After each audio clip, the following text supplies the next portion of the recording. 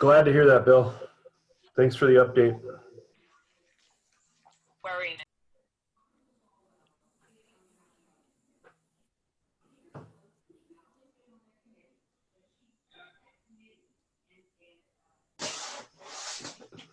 I just want to know if we put a suggested favorite Christmas song, if we get to hear it. I mean, I'm just saying, I think this duet by Brad and Dwight just would be inspirational. I would have to say I'd agree, John. I think that was a great suggestion on your part. I'd love to hear that. Dwight and I would have to agree on the same song. Not to mention. No, I chose it. I chose it for you. It's Santa It's Baby. called Santa Baby. Oh, Santa Baby, coming tonight. I think they would do better on Baby It's Cold Outside. He could sing it back and forth to each other. Santa Baby, baby, it's cold outside. I don't think so. You see that as a duet back and forth, you know? Would last maybe a half a bar. No, we'd have to go to a bar to at least get it started, I think. I've been in a See you bar later. for a while. Bye. You know, it's supposed to be politically incorrect, that song, but I'm good with it. Ooh, John Legend and Kelly Clarkson have recorded an updated version. If you haven't heard it, you really must. They did like the old version. great job. I know, I like the old version too, but the new one is entertaining. Is that better than the Lady Gaga version? I have not heard the Lady Gaga version. Sam's favorite song is Saturday at Smoky Hill King Supers in Himalaya. I'm not sure what that I was means. wondering about that. It's a nice kind of rolling. Kettle numbers. And you, Is it the coins dropping into the bottom of the bucket there, Sam? Is that the Christmas song you like to hear? Yeah. Okay. I prefer $100 bills. There's kind of a swishy sound with that, right? We like the Christmas tree, by the way, Sam. jingle, but we prefer the money that folds. This is our streaming set for church behind me. Ah, I have my camera all set up in here. nice.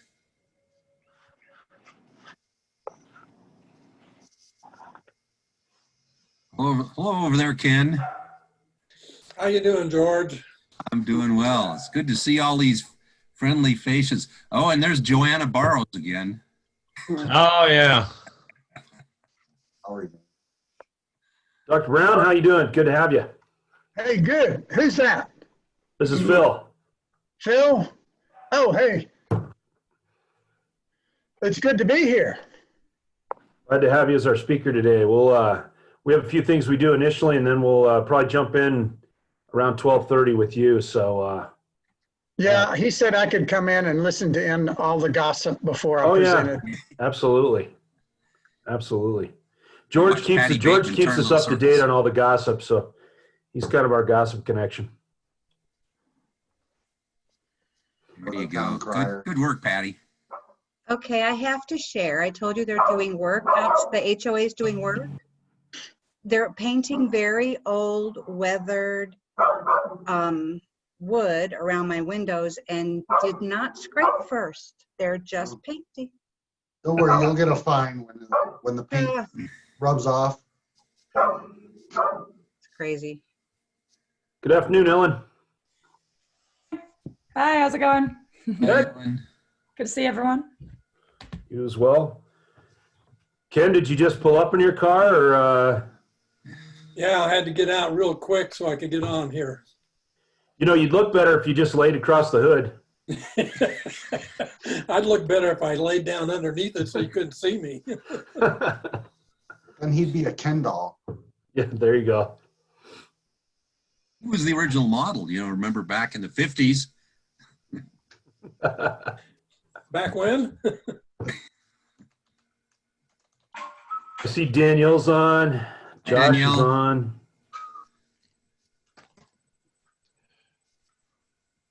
Trying to roll down through this here. Did I'm somebody getting a few just folks have on. the Andy Griffith theme song? I heard the whistling. Good afternoon, Josh. Hello, everyone. Hey, Josh. Good to see you. And I apologize. I see Dan in the name, but I see a young woman in the picture there. So. Hi, everybody. My name is Amanda. I got invited by Donna today. Awesome. Great to have you, Amanda. Thank you. Hello. My dog temporarily quit barking, so I'm unmuting again. Very temporary. Good afternoon, Skip, Deb. Hey, for those of you that might not have seen it, in the chat box, if you open up your chat box, I asked everybody what their favorite Christmas song is. I think John has the best so far. He's asked for a duet with Brad and Dwight singing Santa Baby. I think that's probably the best one that all of us want to see. So we're going to kind of push for that one. Not on air, right? Privately in their own garage. Yeah, there you go. I'll be sure to mute. Well, Dwight has always told me he sounds better in the shower. You don't want to see He would that. probably ban us. Said the acoustics are great.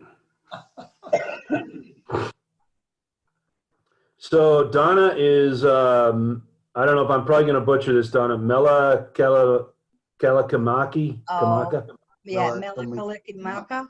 Kalikimaka. There we go. Yeah. And only because it reminds me of Christmas Vacation. The Oh, there you go. National Lampoon's Christmas Vacation. Every time I hear that, I picture the pool scene. So I like that. All right. David threw out Weird Al. It's Christmas at Ground Zero. Patty Bateman's Rudolph the Red-Nosed Reindeer. Brad Pierce, We Three Kings of Orient. Amanda, Jackson 5, Santa's Coming to Town. I like that one. Deb Neely, Silent Night. Ken is Mary Did You Know? Mine's Feliz Navidad. Aha.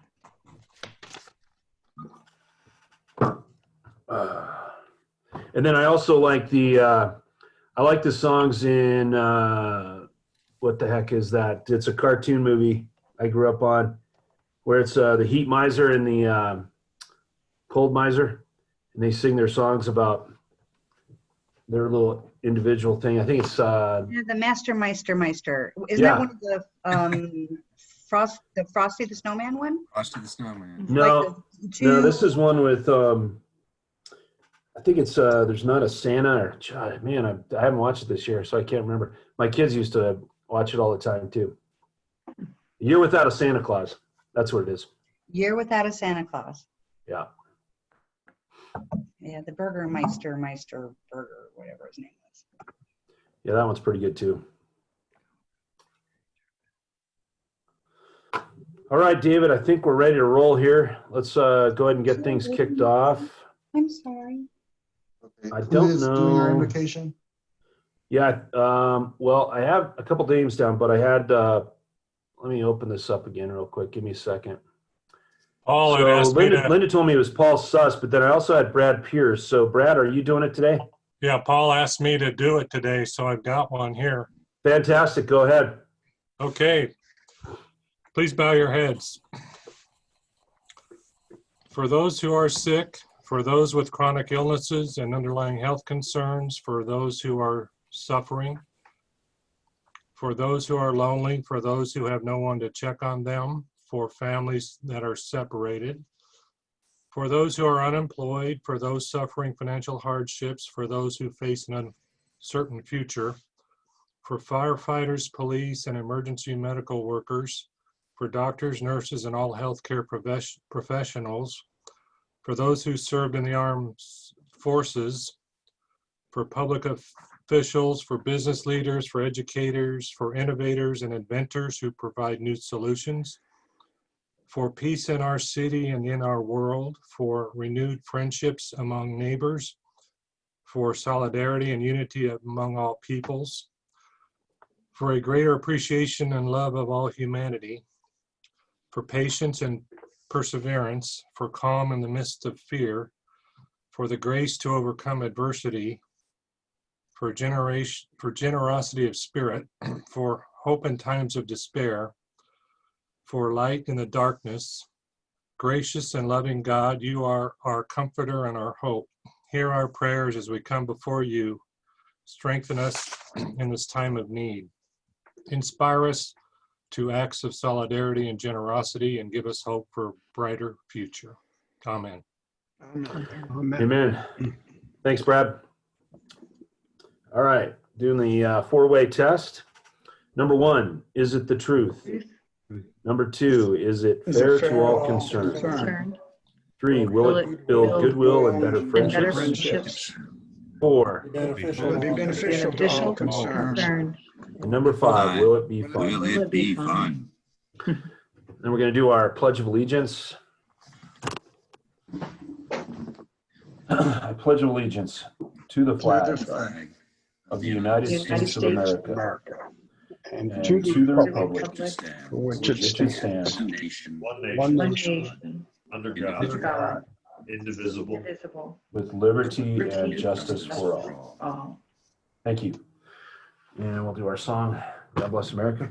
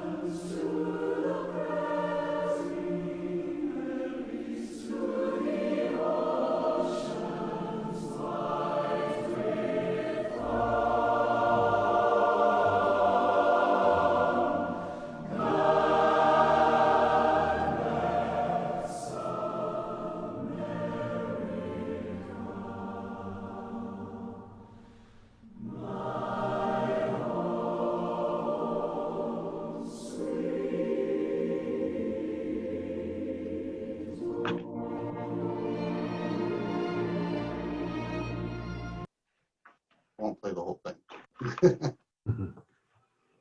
Thanks, David. All right.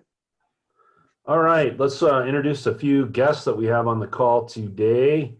Patty has invited Nicole Davies. She's on. Nicole, you want to say a few things, a few words? Sure, I'll just be brief. I know Patty. I am also a librarian. I work for the State Library in Colorado. And I'm a member of the Centennial Rotary Club. I'm actually going through my red badge for the 3rd time. I was in Centennial for about 6 years, moved out of state, was in a different Rotary Club there, and came back and have just rejoined Centennial Rotary. So I'm going through the red badge process again. So this is part of my going through my paces, and I figured I would go to a club where I had a good friend. And so I'm really happy to be here with all of you today. Well, we're happy to have you, Nicole. Thanks for the introduction, and glad you're able to complete up the red badge. Donna has a friend that she's invited. Amanda, go ahead and say a little bit about yourself, and glad to have you on board today. Hey everyone, again my name's Amanda. I live here in Centennial, and I actually came across the Rotary Club because I visited near the Parker Adventist Hospital, and they had the church, the Christmas store. So I started Googling it, and then I came across Rotary, and I thought I'd heard of it before, reached out. I wanted to be able to get connected with my community. Donna called me yesterday, invited me on the meeting. So I'm just looking to get to know people, help the community, and just serve the best way I can. Awesome. Well, we're glad to have you. Thanks for having me. You betcha. Amanda. Thank you. Do we have any other guests on? We got Dr. Scott Brown. He's going to be our speaker today, and we'll have him do an introduction here in just a little bit. But is there anybody else that had a guest join us that I might have missed? I didn't see anybody, but that doesn't mean Somebody didn't slide in on me there. Okay. And I don't see Linda or Kimberly on the call, so I don't think we have any updates from them. Danielle, anything from your perspective? How did your bike thing go last week? Actually the bike thing is tomorrow, and I have an 8-year-old little girl that I got a bicycle for with a helmet, and then 11-year-old little boy for a bicycle and a helmet. So tomorrow afternoon is when we're going to deliver that and take that to them. And then I just wanted to, I was on the meeting yesterday, and just, let me see, I was just going to review, see if there's anything, just to kind of follow up from a district perspective. They thanked everybody for the day of service on the 5th, and said if everybody in our club, so if anybody, I'm happy to head this up if you have ideas. The next one's going to be May 5th of 2021, so we have 6 months. But if there's any kind of project or things in the community, please reach out to me, and I'm happy to help coordinate and take the lead on that as a day of service for our club. I think that was the, sorry, I got a couple pages, but I think that was the biggest kind of to bring back to the club wise. So yeah, that's all I got. Thanks, Danielle. Okay, the other thing too, I wanted to bring up to the membership today, we did get a donation. Joel brought that to me. Rick, I'm gonna have to try to figure out how to get that over to you. It's, or I don't know if it's Rick Martin or is Rick Richards on the call? I didn't know if I saw him on here or not. I'm here, Phil.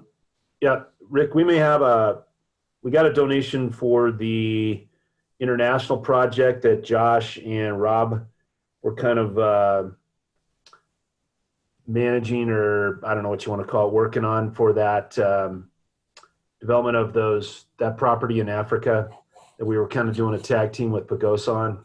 Yeah, we'll need to get that to Ryan. Okay. I'll figure out a way to get it over to Ryan then. He'll have to put it up on the foundation account as that project funding. Okay.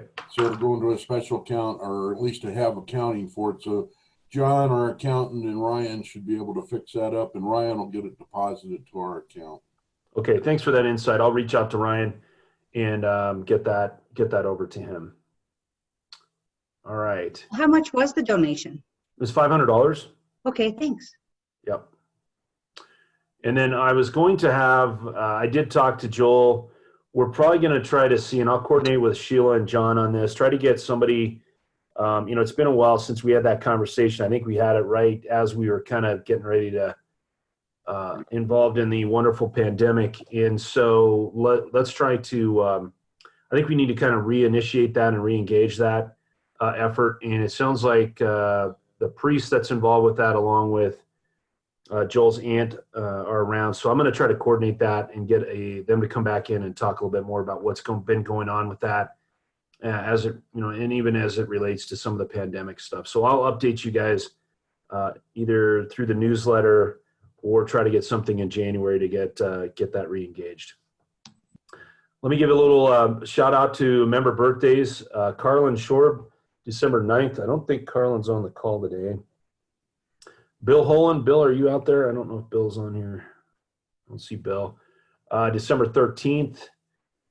Spouse birthdays. Rick Stanzik's wife, Karen, December 9th. Pete Trainer's wife, Wendy, December 11th. I know Pete's on here. I thought I saw Pete.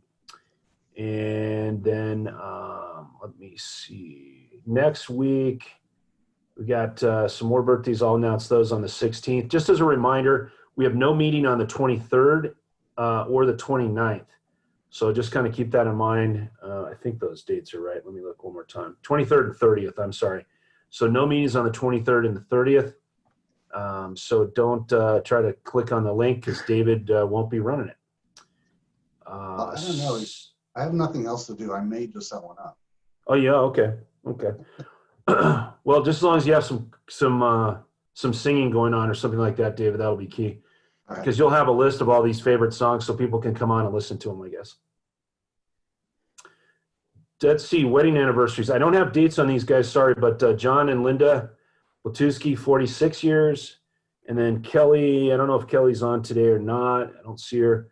Kelly Goebel and her husband, 4 years. All right.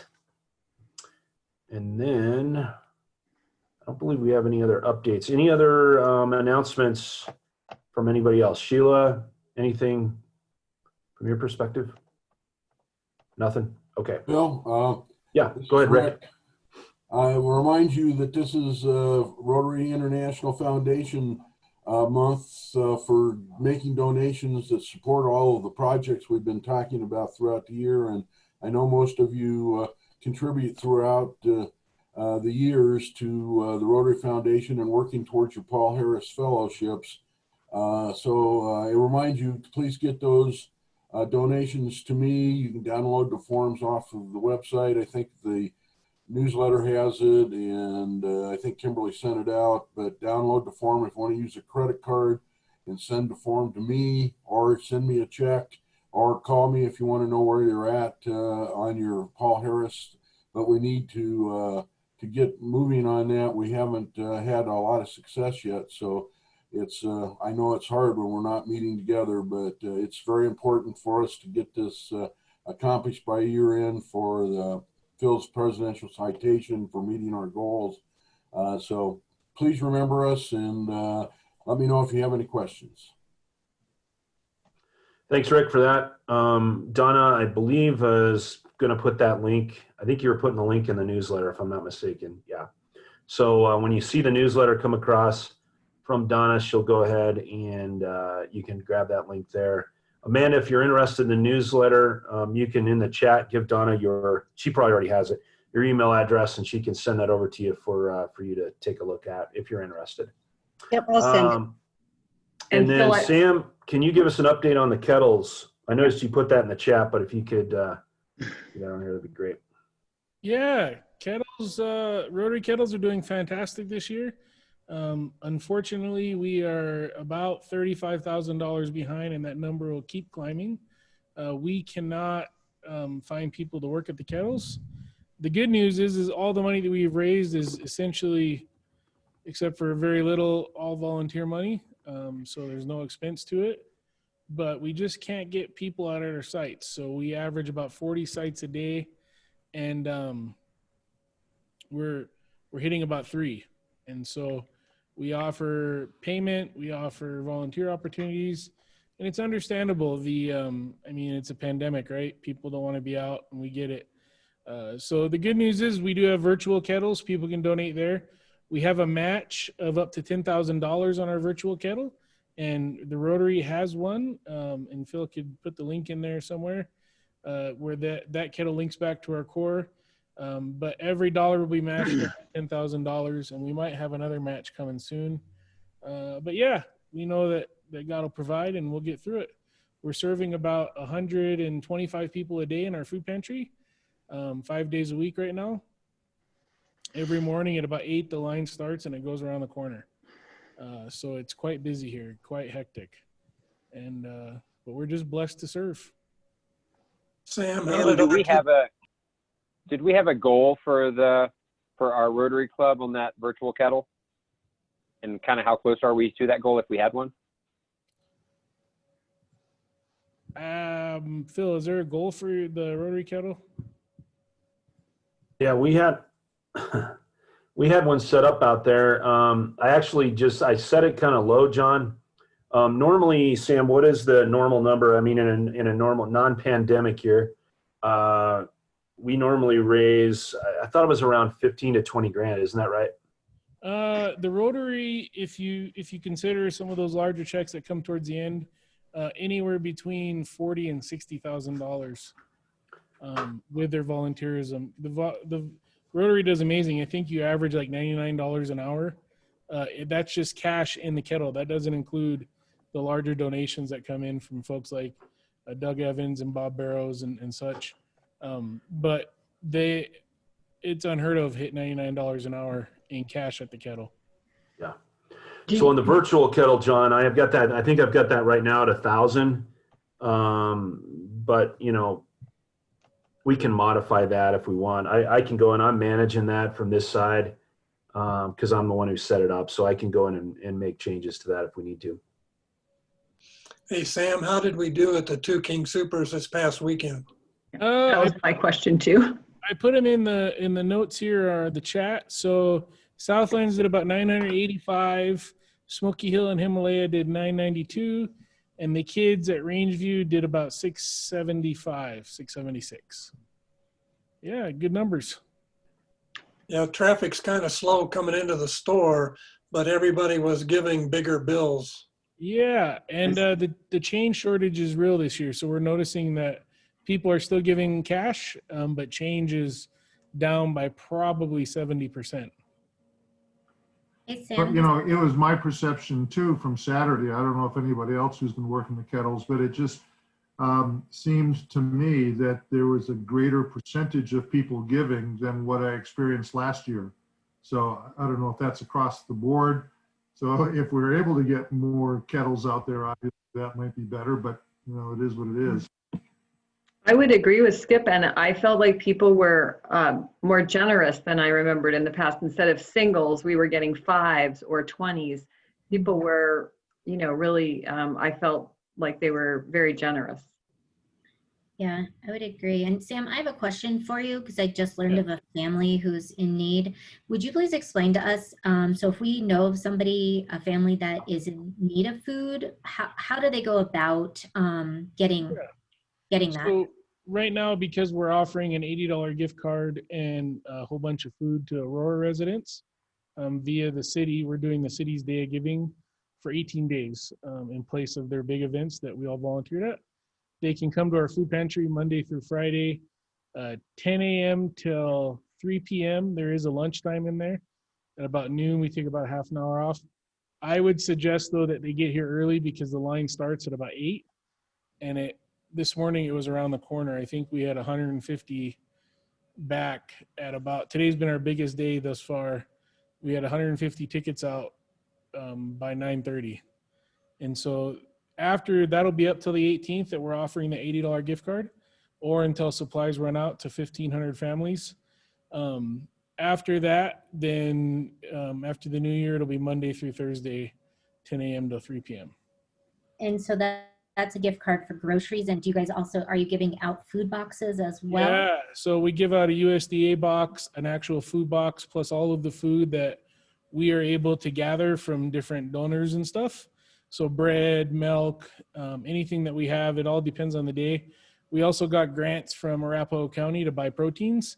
And so we've already invested about $10,000 into local meat because it's hard to find anywhere else, and about $15,000 into canned meats. We're still waiting on the canned meats because the supply chains are a little disturbed right now, or interrupted, but we've paid for it. So once it gets here, we'll have 3 pallets of some canned meat, tuna and Spam. Couldn't find chicken. We tried, but nobody had it in stock. And yeah, so they're getting a ton of stuff right now. Dog food, diapers up until the 18th. Okay, and then is that all Salvation Army? So like if someone's not here in Aurora specifically, or do they have to go individually to the branches? Yeah, if they live out like Centennial and all that, Centennial has their own food pantry. Mm-hmm. If they're in Aurora but Arapahoe County, we can still give them the food. We just can't give them the gift card. Got it. Okay. Typically, we won't turn somebody away their first time. We'll give them the address of where to go. But because it's an Aurora City program, we have to give the gift cards only to Aurora residents. Okay, but no problem. But if somebody's in need, they don't have to show anything, prove anything. They literally can just come and get food for their families. They need an ID and a proof of address. Okay, cool. Thank you very much. And then, Danielle, if you know somebody personally, you can connect with me. And if you want to come pick it up and deliver it, and if they are an Aurora resident, we can give you the card and the papers they need to sign, and you can just scan them back to me or something. Oh, okay. I appreciate that. Thank you so much, Sam. Thanks, Sam, for that. Patty, I don't see Tom on, but how are we looking for volunteers this weekend? Are we in a good place, or? Full up. I'm sorry, what was that?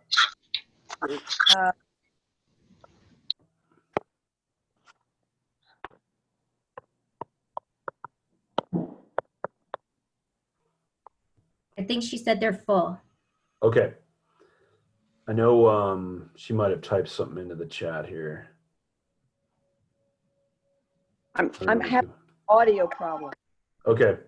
So yeah, I saw an email between earlier today. I think we're full for this weekend. Still looking for some folks for if you have interest in doing the Christmas Eve. Sam has indicated that Christmas Eve tends to be a really big day. And so if you're looking for, if you have family members or anybody's looking for a volunteer opportunity on Christmas Eve, that may be a shot. We've got some of them are, Patty, I think we're just doing the King Supers on Himalaya though, right? Christmas Eve, I believe I'll send it to you. Okay. So And then I'm signed up Christmas Eve for the Southlands King Supers. Okay. Thanks, Ken. And I know Sam we actually just had a call. So there are other locations. If you want to do that, and it looks like we're full for Rotary, reach out to me or Sam, and we can get you some other locations. Linda, that's the same thing. I don't know if any of your Rangeview kids, they've done a great job. We appreciate their efforts. If they have any interest in doing something on Christmas Eve, have them reach out to Sam. Yeah, the Interact Club already has signed up for Christmas Eve. I will tell you, we're going 9 to 3. If anybody wants to do the 3 to 5, they're welcome to. The kettle is there. Is that, would you say that was the King Supers near Rangeview? It's at Iliff in Buckley. And like I said, we've got kids through 3 o'clock on the 24th, but we've always only done till 3. So 3 to 5 is still available if anybody would like to go out there. Okay. A kettle on Christmas Eve can bring in upwards of $4,000 with the right people there that are smiley and happy, like kids from Rangeview and Rotary members. Christmas Eve can be a $40,000 day for us if we can get spots filled up. All right.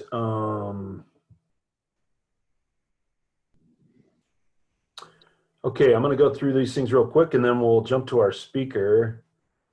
I asked about favorite songs. Skip Arms gave us Oh Holy Night. George likes Frosty the Snowman. George, we may have to get you to sing that for us, buddy. That'd be great. In your best radio voice. Little Drummer Boy from Ellen. Thanks. That's a good one. Colorado Christmas by John Denver from Sheila. Josh said Winter Wonderland. Let me see here. Who else do we got? And then that was, and then John, I don't know. I'm not sure what this means. Maybe you can enlighten us a little bit. David Patterson's daughter caused a spike in donations when she was with you guys for 30 minutes. She must have been, I'm not sure what. Yeah, so David and I were ringing this weekend, and so she came, and I think his wife was doing some shopping, and so she came and was ringing, and there were definitely some larger bills that were coming in with her cuteness, and she was teaching me to do the Shirley Temple and the shuffle ball change, and I learned first, second, third, fourth, and fifth position with my feet. It was quite entertaining and quite fun. That's awesome. We're signing John up for the dance team now after his performance. That's great. That's great. So they're paying for the live entertainment. It's good. Exactly. I did get quite a few comments on the whiskey bottle hand sanitizer. Yeah. Yeah, that's, if anybody, I've got a couple more of those left if anybody wants one. I left mine at the, I just left it at the deal. I don't know if Sam's intention was for us to do this, but I saw some people, I was just spraying the top of the kettle. If I saw it, because sometimes little kids, they come in there and they're pushing their stuff in there. So I just spray it afterwards just to give people peace of mind. But I don't know if that was the purpose of that or not, Sam. I know it was just a gift for people's hands, but you can use it however you want. Yeah. Phil, you the one you had the pump on it, and the one that I picked up with my apron and bell doesn't have that. Where did you get your pump? Because I thought that was ingenious to be able to squirt the kettle as we went along. Well, Sam threw those in we didn't get them on the first batch, but they were in the box on the second one. So I'll check the box that he gave me and see. Sam, I don't know if you still have any of those sprayers to utilize. Yeah. We found out people were drinking the hand sanitizer, so we started throwing in the sprayers. I mean, it makes for more donations, right? No, I'm just kidding. Yeah. We just probably missed you on the sprayers, but don't drink it, please. I guess people saw Tito's and thought something different, huh? Hey, Sam. 80% Sam, alcohol. Yes, sir. do you have any more powerful bells than those little bitty ones you gave out that like I could come buy one from you or buy a few of them from you? Yeah, we have some. We were nervous at the beginning because we weren't exactly sure where the kettles were going to go, so it was kind of mentioned to us from corporate offices to maybe hand out the smaller bells, but we definitely have some bigger ones. Cowbells work too. I just wanted. Go ahead, Lynette. I use my cell phone. You can go get an app that rings a bell, and you don't have to do Oh, cool. louder, and it's pleasant. So I think the cell phone bells are great. Okay, thank you. Hey, Rick, Bill Rapp may let you borrow his, he's got a big old set of I think they're horse collar bells. Oh, there you go. All right. Yeah, if any of you guys are out of Southlands, my daughter's ringing out there. I told Sam this. She's going to be singing Christmas carols. She's a classically trained singer. I think Sheila's heard her sing before.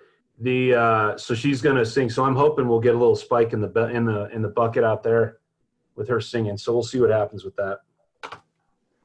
All right. Hey, let's jump in. She may have to stay all morning there.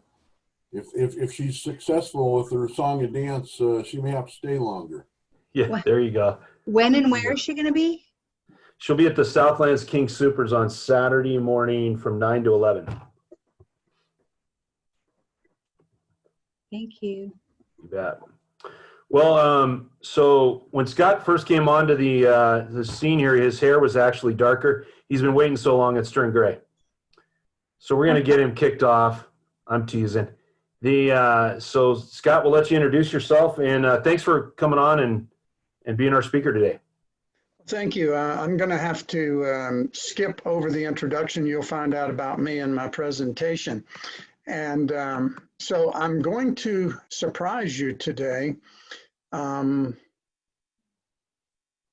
telling you something about biases that you probably will be surprised.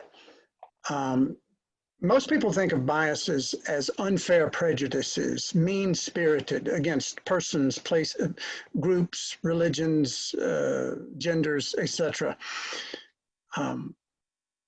But I'm going to make the case today that biases are the most important and remarkable aspects of human thinking, and that the mere awareness of our biases can do more to prevent misery and failure, while at the same time promoting more happiness and success than any other thing that we can do.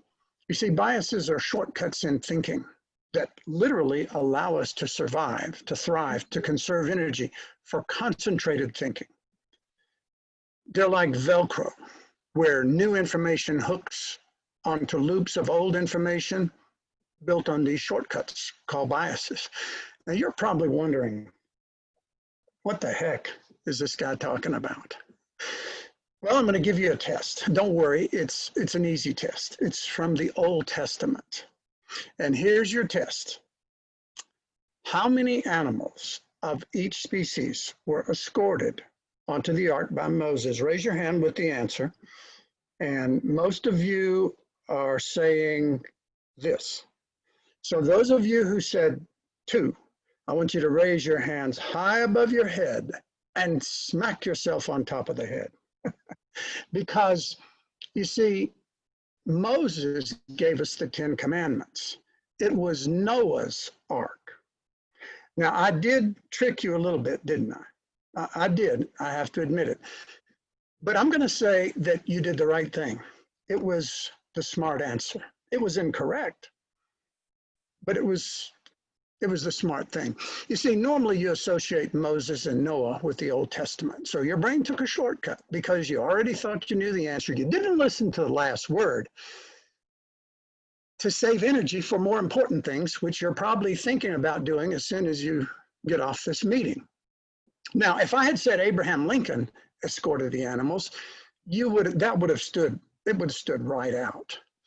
But you see, in the state of nature, there's no sense in working through the logical steps to arrive at a logical solution for things that you can do instantly and without effort or energy. That's exactly what you did with the Moses question.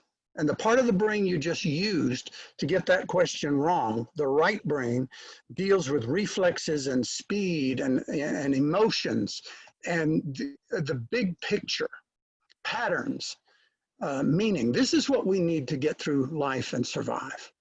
Then we can calculate and speculate and analyze and prepare for the kids' college and all that stuff. In other words, the quick thinking brain saves us energy, so we have time to prepare for the slower thinking but much more energy dependent part of the brain for long distance threats that our future depends on.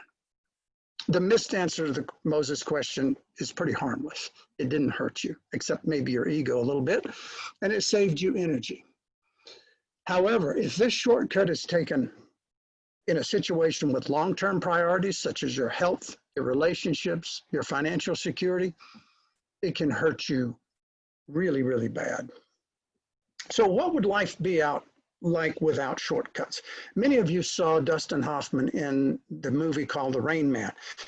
In this movie, he was an autistic savant. He was a genius with half of his brain. He broke the bank at the casino. They took him into the room. They let him know what would happen to his fingers if he came back, and he never came back because he outsmarted the casino at their own scam. Okay, he was smarter than the casino. You can't do that. That's how smart he was. On the other hand, he couldn't take care of himself. He couldn't have a relationship as we know it, or be a father. He had no personality. He didn't have a sense of humor.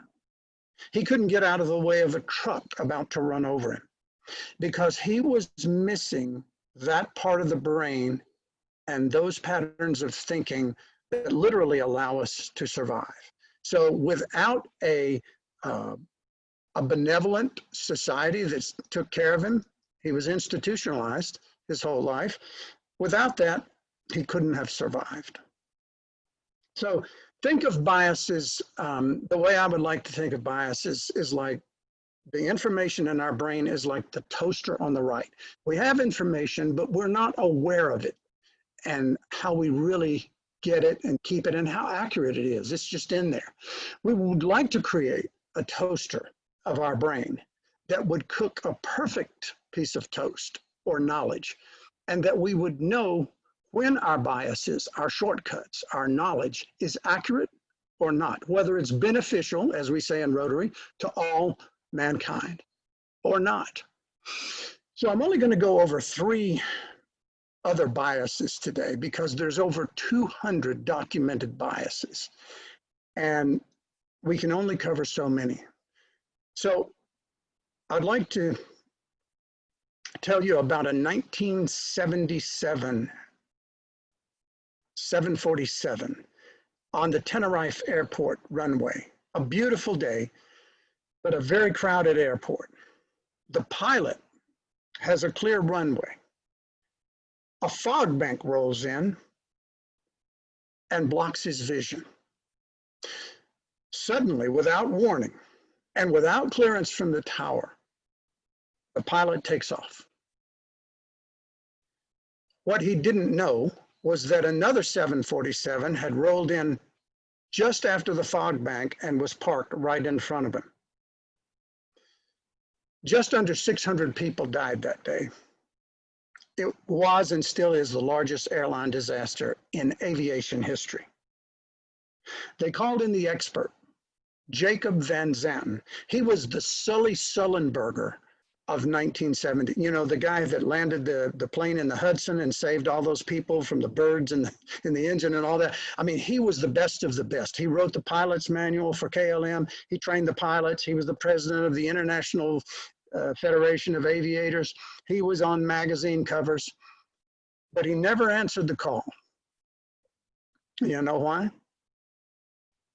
Because he was the pilot of that plane. Now, how can that be? Here's the best of the best. Even the co-pilot questioned him. Are you sure you're okay to take off? This pilot, among other biases that he probably was guilty of, was probably guilty of overconfidence bias.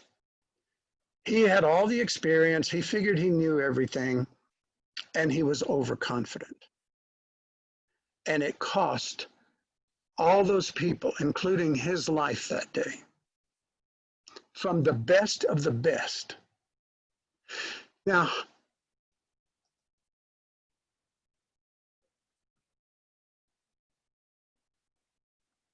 so let's look at it as a more down to earth. Not all of us are pilots. Ladies, you can relate to this. Your husband or your boyfriend thinks he knows where to go in the car and how to get there, and he refuses to look at a map, and you keep getting lost, and he refuses to look at the map. This is something that's peculiar more so to men than women. Men have overconfidence in certain things, and their spatial abilities is one of the things that they take pride in. And so this is not just for pilots or people in important places. It's something that could affect any and all of us. So just because we're smart, does that mean that we make better decisions? Well, according to Daniel Kahneman, who won the Nobel Prize for his seminal work in behavioral economics, he says, and I think he's in his early 90s or late 80s now, and if he hasn't died recently, he still had his research group at Columbia University and was still active. He says he's not been able to do very much and make very much improvement in his own thinking errors. And a recent 2012 study in the Journal of Personality and Social Psychology found that high IQ is both highly predictive of and highly related to thinking errors. You see, smart people are used to being the smart people. They always make the smart decisions. They do the right things. And so they're probably guilty of overconfidence in that sense. But again, let's look at it on a more down home level. The second bias that we'll cover is called blind spot bias. Many of you are either married or you are married and divorced. And those of you who've been through both of those, think about when you married that person that you divorced and how many of the things that you saw about them that was positive compared to negative. And on the flip side, during the divorce, how many more things you saw negative than positive. In fact, there's so much blind spot when it comes to couples breaking up that they even have a subcategory of blind spot bias called negativity bias that applies specifically to couples breaking up. So blind spot bias is something that we have to watch out for. Rarely do we think about all the good things and the good times we had and what we loved about the person when we first met them. And the third of our biases is loss aversion bias. In my field of behavioral investment advisor, we find that our clients make mistakes more from the fear of a loss than from the pleasure and the excitement of a gain. In fact, behavioral science has shown that a $100 loss causes more emotional pain than a $150 gain. this is something that we have to counsel clients on, especially when the markets are doing what they're doing today. They're unpredictable. People think they're going to lose, and they make decisions that cost them in the long run. So the ability to resist excess is rare. We all know about greed, but most of us don't think in terms that loss aversion, severe loss aversion, irrational loss aversion is as much an excess as is greed. And it's the one that causes usually the most problems. Now, many of you know this man. His name is Warren Buffett. He and his partner are very smart. I don't think there's any question about that. But these are smart people who are also smart enough to know that being smart is not good enough. And so they've created what they call a bias checklist to control risk. He's a guy who's loss averse, but nevertheless usually doesn't miss opportunities because he takes reasonable risks, just like you take a reasonable risks when you get in your car every day.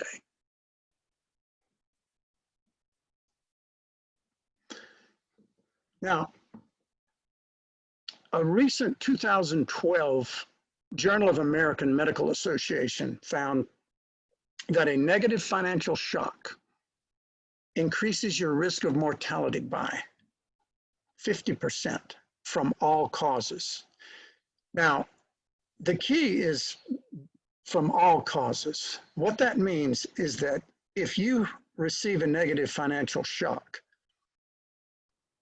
yes, it would be understandable to have a stroke or heart attack, but we're talking about cancer, suicide, automobile accidents, slip and falls.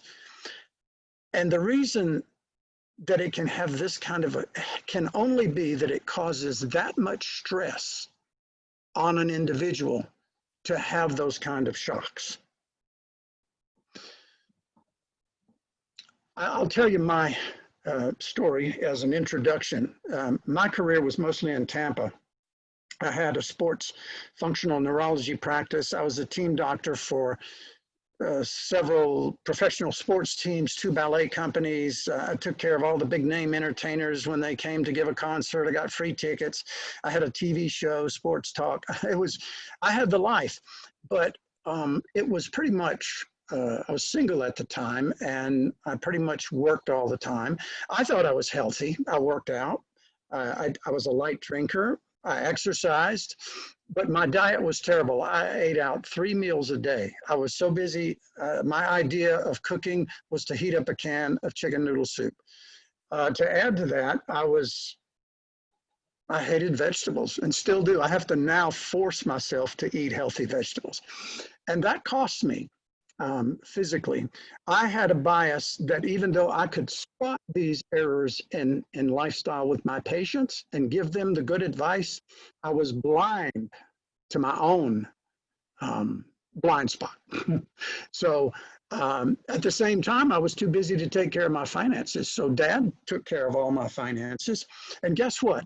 Dad passed away in 2008, exactly at the wrong time.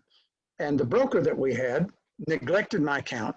And I found out real quickly how easy it is to lose some years of hard work. I was fortunate not to have lost everything, and I had done well enough to recover. And now I'm working for the people or with them who helped me recover. But I suffered from at least 2 of those biases.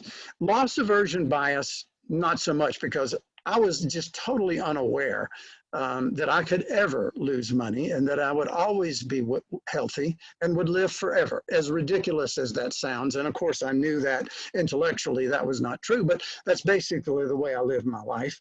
And I thought everything applied to everybody else and not me.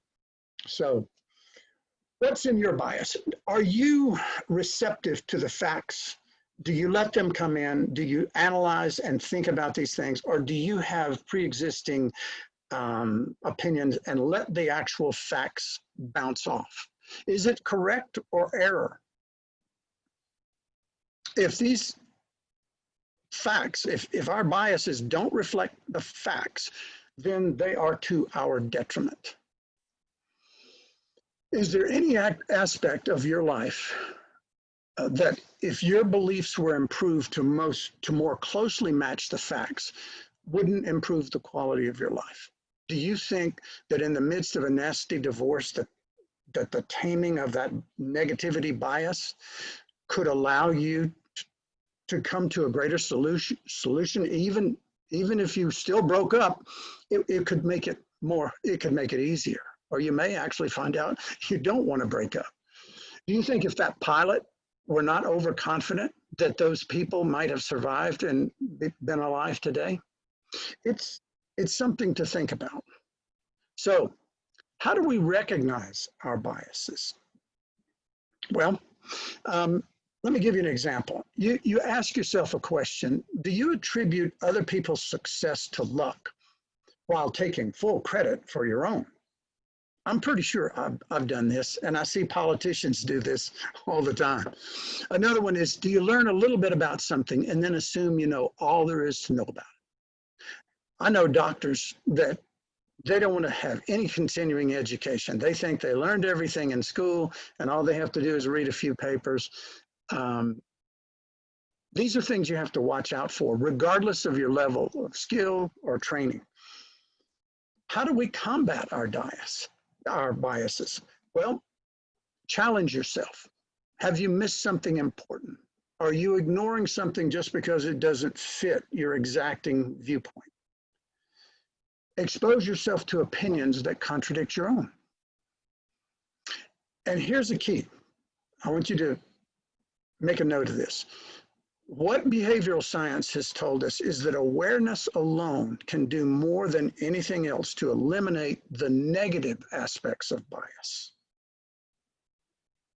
Behavioral science studies indicate that awareness can reduce the negative aspects by 1/3. That's a lot for something that costs very little time or anything else. So today, I look at myself and consider myself in a unique position at the junction of physical health and financial health, not only because I've had training in both, but I had a career, a clinical career. And also, I was guilty of the things that most people are guilty of and have that perspective. So I'm like, many of you saw The Catcher in the Rye or read that book by J.D. Salinger. It was about an adolescent child whose modest desire was to catch children before they jumped into corrupt childhood. And so now my desire is to catch adults who are biased from those biases having a negative impact on their health and their financial wealth.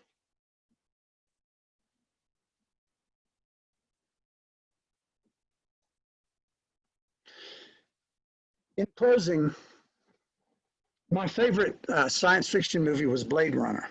And many of you saw it. For those who didn't, it's a futuristic movie about someone who was trained to retire robots who had gone rogue. And they were called Blade Runners.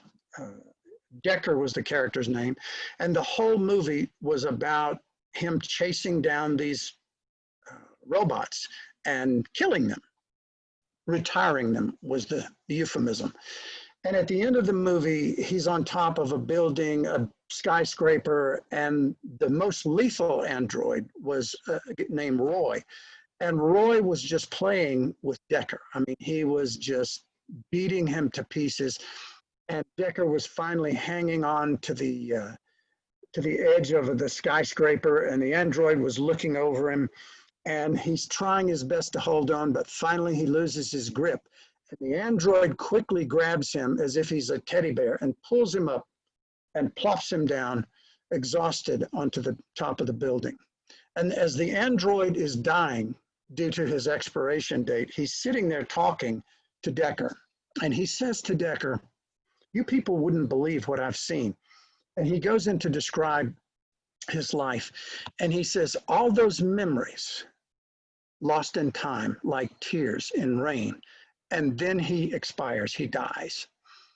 And I didn't know what it was at the time that I saw that movie that was so powerful to me, but I think I can put words on it now. I think that what this movie was about was that if a robot, an android, who had been deceived and who had been hunted like an animal, could ultimately find value in human life and save the life of the man who had tried to kill him. What excuse do we have as humans for not doing everything we can do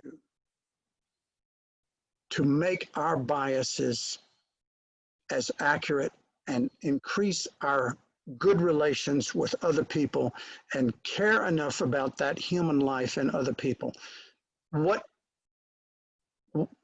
Why can't we do that?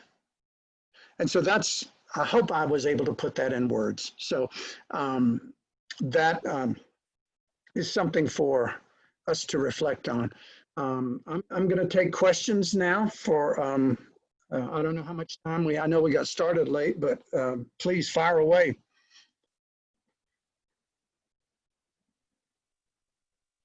Hey, Scott, if you're sharing your screen, I don't think you'll be able to see the chat. So you may want to stop sharing. I mean, talk to me. Okay, perfect. Yeah, because I do want to share my screen. And this is how to get in touch with me while we're discussing. Hey, Scott, how long have you been doing this? Well, I was 30 years in practice, and now as an investment advisor, only a couple years. And I'm with Hebert Investments. As I said, I was very, very leery, and so they had to pass a real test in order to get my business, and they've done well enough now. I'm working with them.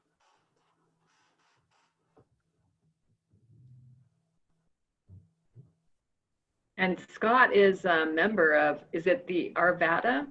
No, Golden Rotary. Golden Rotary, excuse me. Scott came and visited our club when we were still meeting in person, and I had the pleasure of sitting next to him for lunch. So that's kind of what led to us making enough of a connection for Dr. Scott to come and talk to us. Are you still meeting at like the nursing home?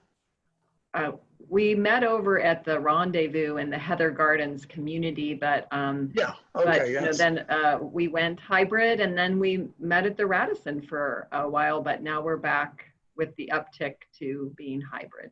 Yeah. Or excuse me, being on the Zoom rep exclusively. Well, I can hang around. I know it's probably gone late, but I'll hang around and talk to people. And if we don't have time to get to you or you have to go, just call me for coffee or tea sometime, or just email me. And yeah, I was just looking through the chat group here. Does anybody have any questions? I've lost my ability to list anything here. So if anybody has anything that you want to ask Scott, now would be the time to. And I guess one question I've got, Scott, is what's the, is there one bias that stands out that you think everybody seems to track in on? I know you mentioned 3 there, but is there one that kind of stands out in your mind that everybody seems to have? Nope. A lot of people, it's all individual. What I've observed, a lot of people have something called confirmation bias. And so when you, mostly if you're looking at the talking heads on TV, if you're a progressive, you're going to watch CNN and MSNBC. And at least you used to watch Fox if you were a conservative.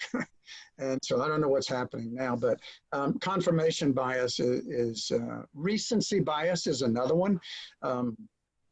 If you're used to having something and it's happened to you recently, you're more likely to recall it easier. And so it comes to mind easier. And so it's easier to get into your automatic pilot, even if it's not accurate. So that's just 2 examples. But no, I don't think there's any one any one particular bias. But the point that I was making with the presentation is that biases really are how we survive. These quick shortcut mechanisms are incredibly accurate in many cases, but when they're not and they're used wrongly, they can be devastating. But the only way people think of them is in negative terms, and I want to reboot that. I want to have the ability to be able to reboot that.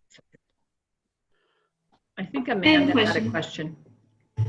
Thanks for your time, Dr. Brown. A question I have is, you said there's over more than 200 different biases. Is there one that is more or less your favorite to study or learn about that you find most interesting? No.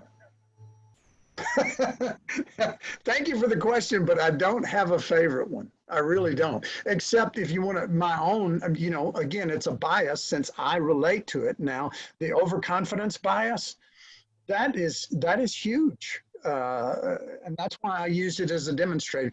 So I guess you could say those three that I came up with probably because the loss aversion, because we see that with our clients, and the relationship, because we all have relationships. And so now I haven't been divorced, so I can't say that, but everybody goes through times where you really should want to look more at the positive.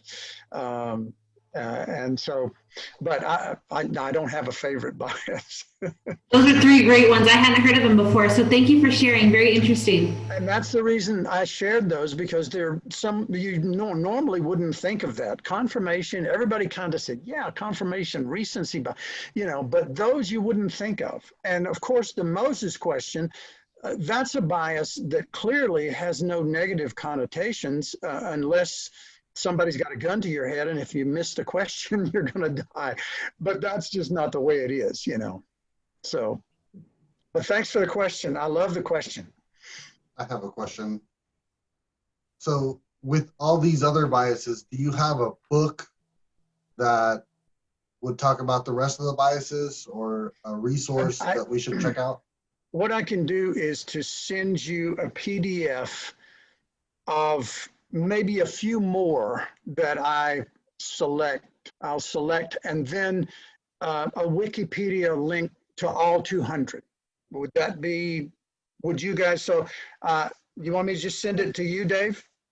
If you send it to me, I will go ahead and post it. Make sure everybody gets it. Yeah. So absolutely. So Scott, I kind of have a question. I don't know quite how to frame it, but I feel like we're in this time where there's just a lot of polarization, where people and they keep getting more pushed to these extreme edges. And I'm thinking that the bias has contributes to that. Can you kind of speak to your thoughts about that? Yeah, wow. It does seem like, I don't know if you remember H.W. Bush versus Clinton. If you remember that, that's when I first kind of became aware of politics. And I remember if you were a Bushy as compared to a Clintonista, you could talk to each other. You could actually be married to a Bushy if you were a Clintonista. And if Bush won, then you'd laugh and joke and have a good time. And the one who lost would have to buy the beer. But now it's hard to even talk to someone who's on the opposite side. And this is a societal problem. I think that some of the media, the entertainment industry, the people who are selling us products and things are creating this. And so I think, I just don't know how to answer your question on that one. I mean, without us getting into a lengthy discussion, but it is a mess, and it's hard to believe that it came to this. Thank you. Hey, Scott, is there a way, this is kind of bleeding off of Sheila's question.